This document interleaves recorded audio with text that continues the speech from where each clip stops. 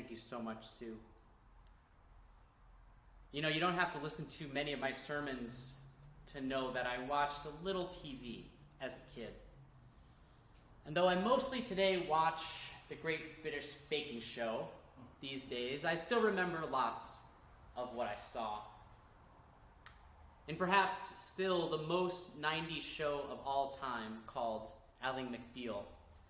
The therapist for the title character in the show was trying to help Ally McBeal get through some problems in life. And the therapist made a novel suggestion. She suggested that Ally develop or choose a theme song for her life. It would be a song that she'd awaken to in the mornings to take on her day, to help her get through all that she had to face in the day. I think the song she chose was Walking on Sunshine by Katrina and the Waves, a strong choice, in my opinion. And if I recall, Ally got so into her song one day on the way to work that she tripped and fell into a puddle. Things like that were always happening to Ally. After all, it was the 90s. But since that episode, I sometimes wonder what would be a good personal theme song. And on any list I can come up with, friends, always right there at the top will be Nina Simone's version of I'm Feeling Good. Sue's version is, right behind it.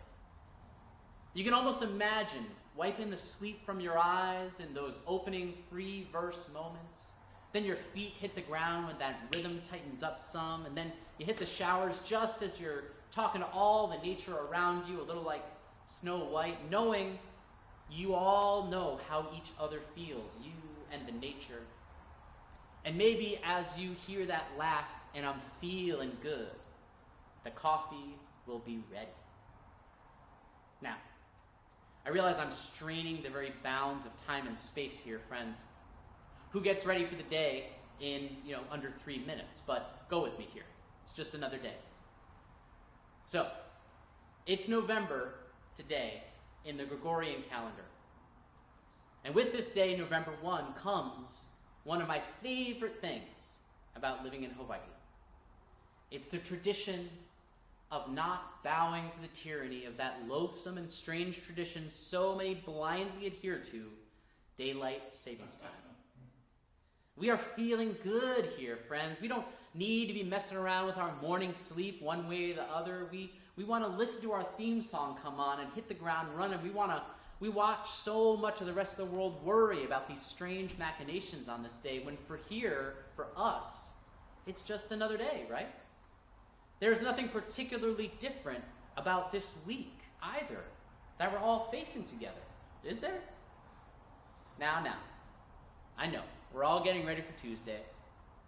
It's really an important day in the history of a nation. The events of Tuesday that we remember have one of the deepest impacts of any event in many of our lives. The battle for the very soul of a nation is so much of what Tuesday is about, because it's on that date that PBS was founded. That's right.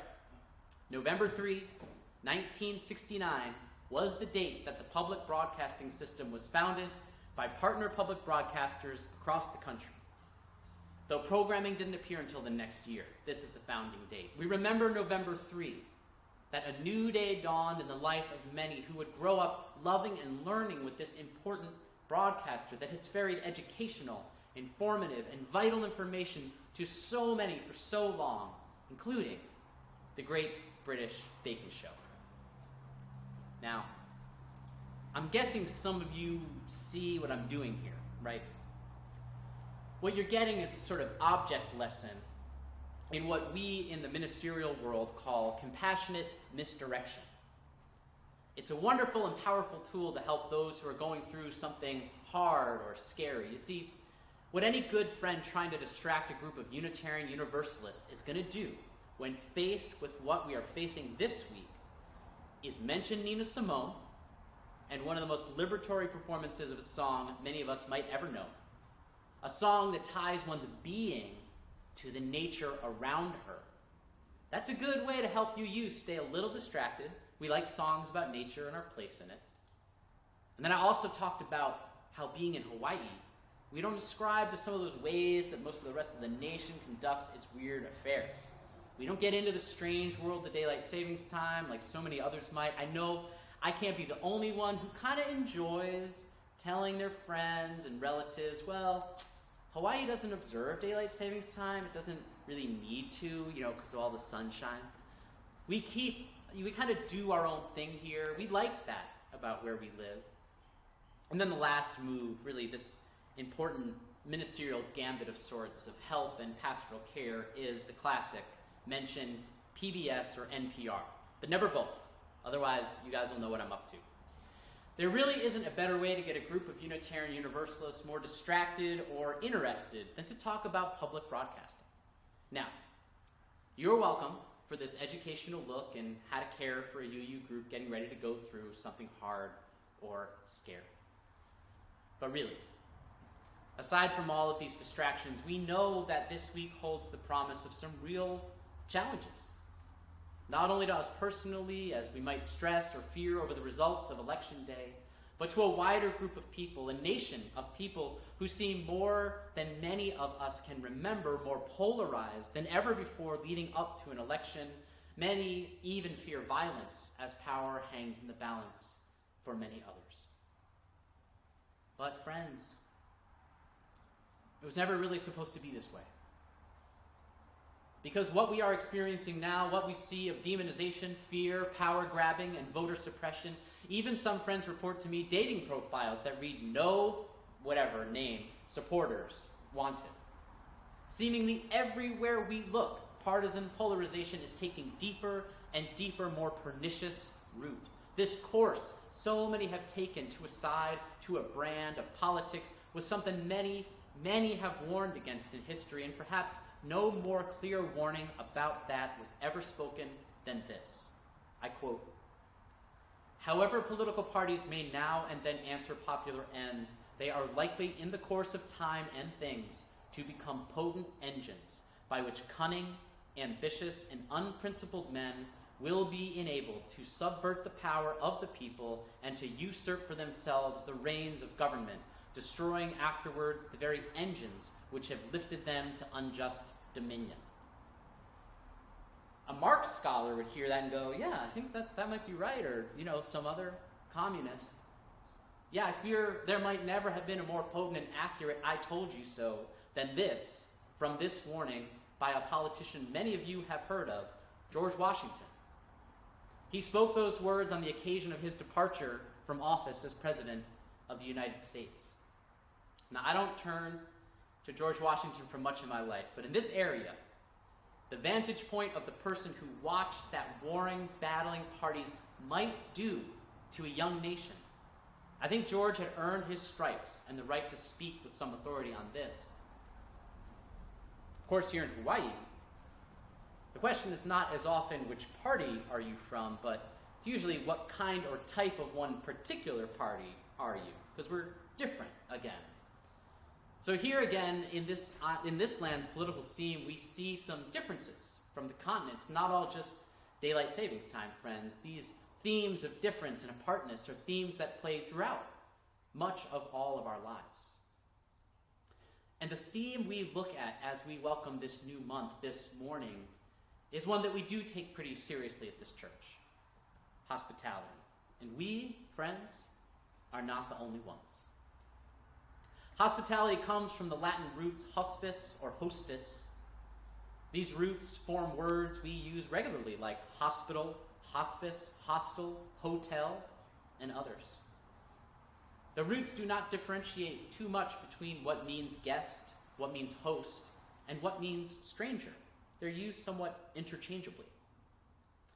Now, in some cultures and sometimes, offering hospitality to wandering strangers was the law. In other cultures, accepting hospitality at all costs is a pillar of learning and practice. In fact, in some strands and teaching of Buddhism, Gautama Buddha had his last meal at a blacksmith's house, and though the Buddha saw that one of the vegetables in the soup he was offered had turned bad, he ate it anyway, not wanting to turn away hospitality or to give offense to those providing it to him. And this strand of Buddhism, the teachers teach that it was this illness, from the food that led to his death. He made the choice to accept the hospitality of his host to the point and pain of illness, resulting in the loss of mortal life. Many scholars in other strands of Buddhism dispute this story, of course, and it's fair to say that many scholars agree that Buddha did die shortly after this hospitality, but that many say the food did not have anything to do with his death. I'm sure there are treatises and treatises on the subject. It would not be the first time religions bickered over the significance of a death. It's good to know that we're not the only faith with differences of opinion. Even our Buddhist friends can disagree mightily. But these same roots can get a little confusing too. Maybe hospitality isn't as universal as we think. In the Christian scriptures, at the birth of Jesus in Luke's gospel, what appears there suddenly? Early warning, get ready for our no-rehearsed Christmas pageant on December 24th, friends. And suddenly there appeared to them what? A heavenly host. Now, most translations of the original Greek in that passage are talking about an army, actually, not a friendly group of people waiting to welcome someone home, because the Greek for the word translated as host there was stratios, which can mean an army or can mean all the stars in the heavens. Greek wasn't always the most exacting language. It's poetic, though, and beautiful, maybe a little portentous, but these are the ways that language is fun, at least for me, but I hope you've enjoyed it as well. But let's get a little closer to home, shall we? Now, as always, I want to say that it's with humility and with a sense of learning and reverence and really wonder that I will now talk some about the Hawaiian language. I'm always grateful to learn what I have mistaken or gotten wrong when I do so. I prefer it not be during my sermon, but maybe right after. I depend on you to please make sure I am learning well the language of this land. So, in the Hawaiian language, hospitality is sometimes translated as aloha. And that's one way some people think about it. But there is a more common translation. Do you know what it is? Does someone want to put it in the chat? Someone pretty fast on the draw? No, that's fine. That's right. It's ho'okipa. Ho'okipa. Roughly, and please correct me, Hawaiian scholars and practitioners explain that ho'okipa is more than a word, in the way that our reading kindness is more than a word. It's a set of practices for a host to welcome a traveler or a guest with the sense that the host had prepared and thought about that arrival. Often this means the offering and acceptance of lei. It usually involves drink and also food. It is as if we are preparing the way, the path, before the arrival of the guests themselves. Oh, other people got it. Well, that's good. Ho'okipa. Thank you, Jill. Thank you, Nancy. And so in many ways, it looks like how on many Sundays, and I already saw in the chat some people missing this and talking about it, we used to welcome new people into the service in our sanctuary.